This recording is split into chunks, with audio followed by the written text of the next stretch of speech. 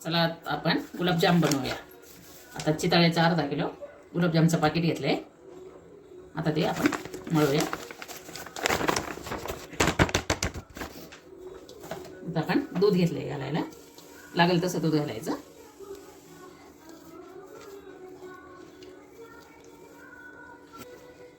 थोडं थोडं दूध घालायचं आणि चांगलं मळून घ्यायचं।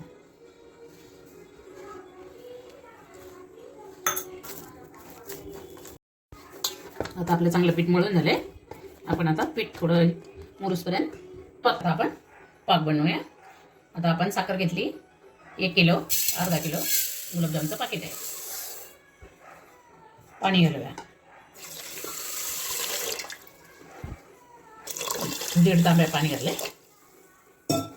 आता पाक करायला ठेवलाय आपण, असं सारखं हलवायचं कारण साखर खाली मग पातेल्यात चिकटते। चला आता पाक होऊसपर्यंत आपण गुलाबजाम बनवूया। असे छोटे छोटे बनवून घ्यायचे।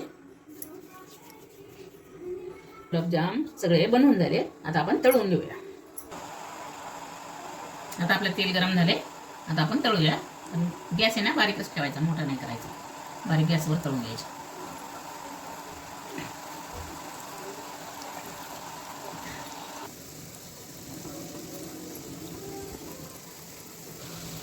अशा प्रकारे आपले आता गुलाबजाम तळून झालेत। अशा प्रकारे आपले आता गुलाबजाम बनवून झाले आणि पाक पण झालाय। प्रकारे आपले सगळे गुलाबजाम तळून झाले आणि पाक पण बनवून झालाय। आणि पाक थंड झाल्यावर आपण गुलाबजाम त्यात टाकू, नाहीतर गरम पाकात टाकल्यावर फुटून जातात। आता आपले पाकात टाकून मुरून झाले।